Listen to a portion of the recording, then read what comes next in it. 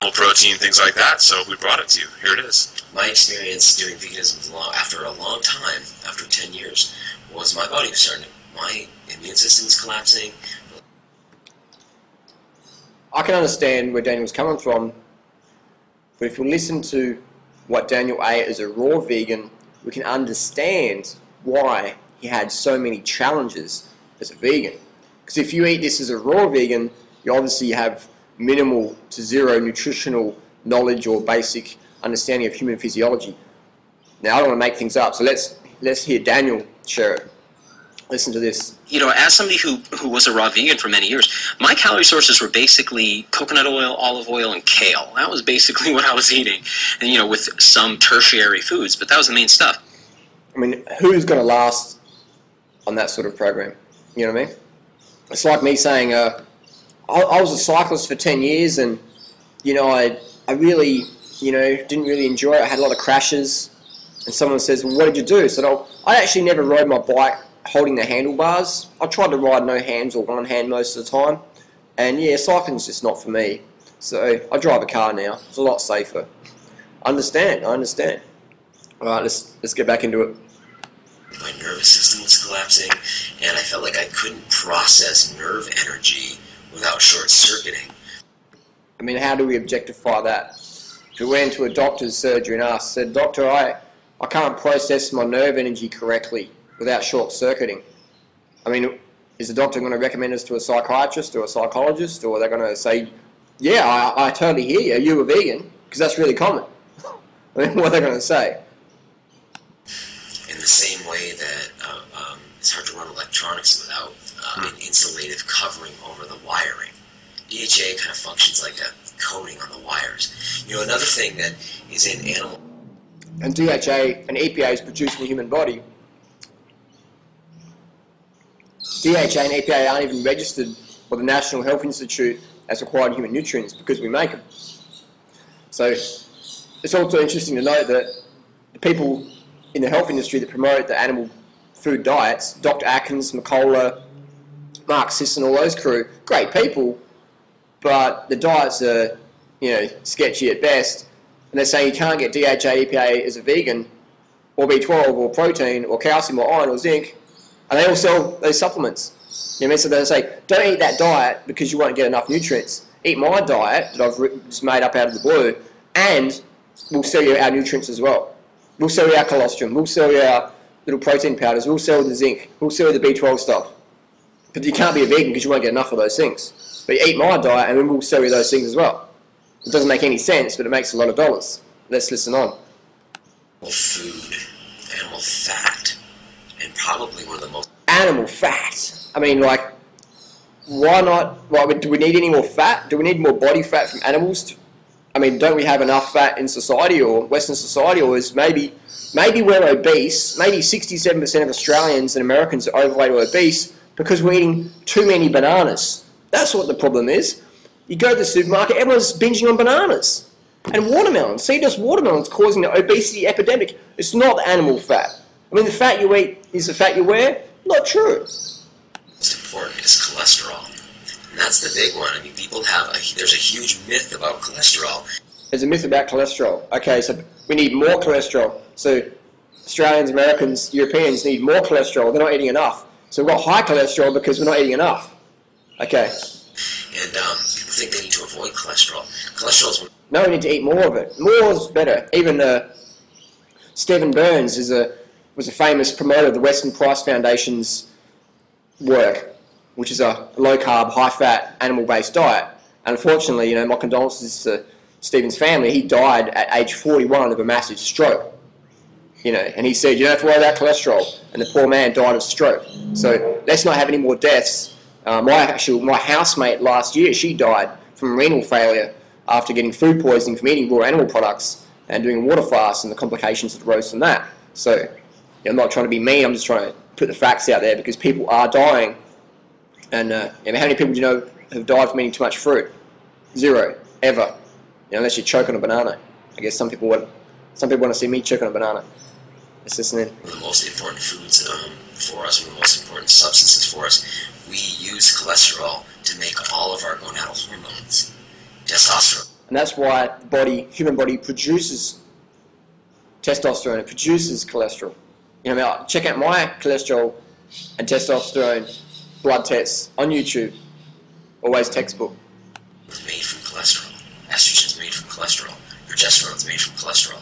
We need cholesterol for all of our phospholipids, our cell.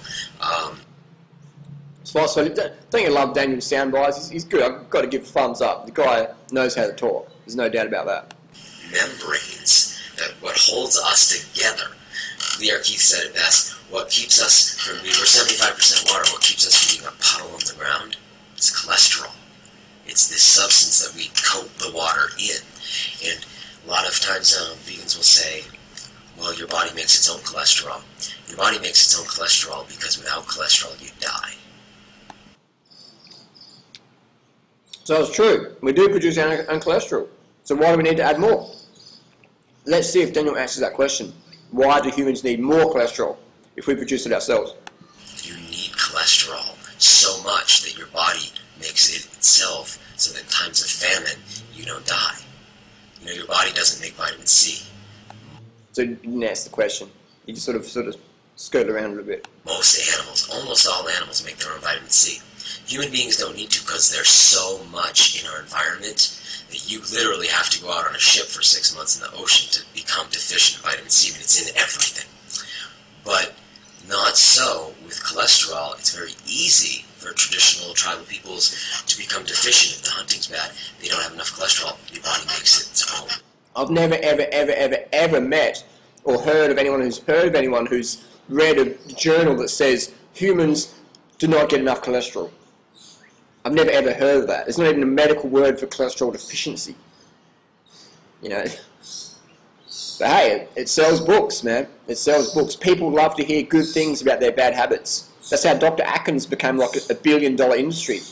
Tell people to eat bacon, eggs for breakfast. Hey, no worries. And now today we're saying, eat bacon, eggs for breakfast, but make sure it's organic. Make sure it's grass-fed. That's okay, man. If you've got cholesterol problems, that's probably because your next door neighbour ate a banana and the fumes from that banana it swept over in your consciousness and you manifested high cholesterol levels, you manifested the stroke. So just move away from those people who eat the bananas and then everything will be okay. And eat more bacon and eggs.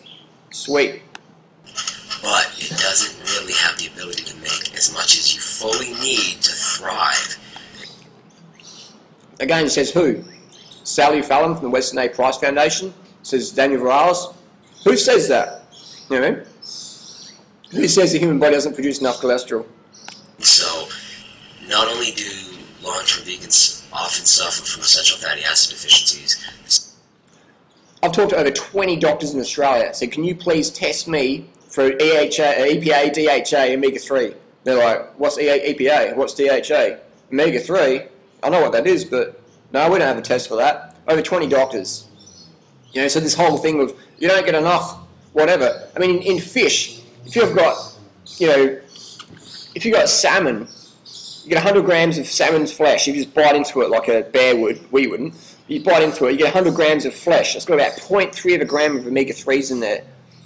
Flax seeds or chia seeds have got over 23 grams. So you've got 0.3 of a gram versus 23 grams in flax without the mercury, without the cholesterol, without the whole crazy fishing industry thing, without the uric acid, without all these saturated fats, excess things. You know what I mean? So, and again, the people who promote these high-fat animal diets, they sell fish oil, they sell krill oil. They say, we won't get enough DHA as a vegan, but buy my DHA supplement anyway, because we buy it for pennies and we sell it for pounds, man, because it's just industrial waste product. And again, it doesn't make any sense, but it makes the dollars. Suffer from cholesterol deficiencies, they can suffer from... Cholesterol deficiency, what's the medical word for cholesterol deficiency, Daniel? Vitamin deficiencies. Can't everyone suffer from vitamin deficiencies? Didn't a Tufts University recently put out a study that said over 39% of Americans, US citizens, have a B12 deficiency or borderline? 39%. Especially B12. Again, refer to that study. Methylcobalamin. So most of these things take years to show up. For me, it took years to show up. I felt great. Yeah, because you're eating like a, you know, the olive oil, coconut oil, kale raw vegan diet or whatever it was. For the first 5 years, I felt really bad. The second 5. So it took you that long to... Yeah, because if you're relatively healthy when you begin, you have huge stores. It's like if you have $1 million in the bank, you can spend big every day, every day, every day, every day. But if you're not paying attention, one day the money's gone. And what do you do then? And you might... You take superfoods. You do drugs to get energy. Be able to You eat animal products because you think maybe that might work. burn up, which Anything but eat carbohydrates. Anything but eat carbohydrate diet. Anything. stored in your body for years and years and years and years and years, and one day it's gone. And if you've spent your whole life going, or you've spent the last 5 years, say, going around telling everyone how great you feel and how you're on the best diet that exists, and it's the most natural diet for us, and you've put all this energy into creating a personality that's so deeply associated to what you eat, then when things start to go wrong, it's very difficult to admit it to yourself, no less admit it to other people, especially if you... Definitely, I totally agree with Daniel there. Because a lot of people, they're eating a certain diet, and then they're sort of like not really being too transparent, and they're making fun of other people's recommendations. And that's why I put my blood tests on YouTube, to provide transparency. You know what I mean? There's a lot of people say, oh, you can't eat 30 bananas a day, that's not good. Okay, look at my blood tests. Look at me. Look at my physical performances, drug-free. What's going on here? So I agree that it can become people's identity. It's like why a lot of people don't want to give up eating flesh, is because they're like, oh, meat makes me strong or whatever, and they've got this identity thing, or, I'm a cow farmer and I kill animals because killing's good. They've got this identity. I'm a hunter and I blow the brains off turkeys, man. We've got this identity that we don't want to give up. Most people would rather die than change their diets to a healthier option, to a plant-based sort of thing. So I agree with Daniel that we can get caught in our identity. So make sure you align your identity with something that's sustainable. Health, environment, physical. It's just sustainable. If you've maybe written books about it, or if you've created websites about it, and you feel backed into a corner like you can't tell, if you've been the vegan guy for the last, 10... Or if you've been the meat-eater guy, for the last 30 years, it's hard to go vegan. In years, it's really difficult to say, hey, I might have been wrong about this. So a lot of people... Again, Daniel's another vegan vegetarian who did the starvation diet, the high-fat thing, hated life, understandably. It's not because Daniel's weak in character or anything, it's just he just did the wrong thing. It's like, again, my analogy, ride the bike with no hands, you're going to have a crash eventually. So it's not about anyone's character or whatever, it's just lack of information and lack of procedure. Incorrect procedure will give you the less and best results. People end up really stuck in a paradigm, and they can't... I don't think they're trying to lie to other people. I think we don't want to admit to ourselves because of what it would mean. We'd have to redefine ourselves. It's a really delicate and dangerous game when you start to make a person... I think that's why a lot of people don't do competitive sport in the health movement, because they realise how out of shape they really are.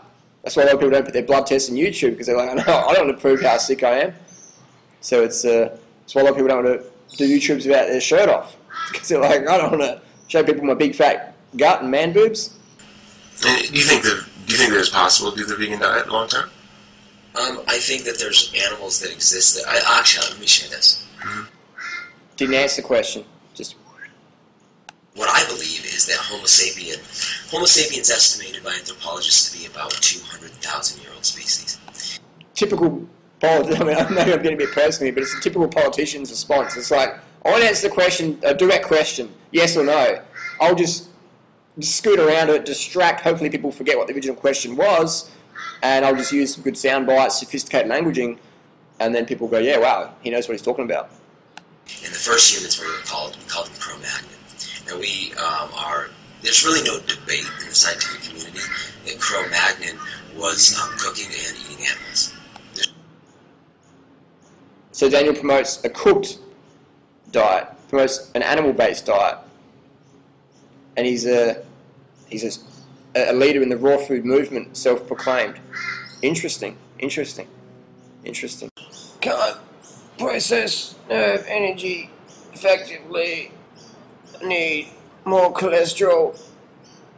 Please donate your excess cholesterol and send it to me. Thank you.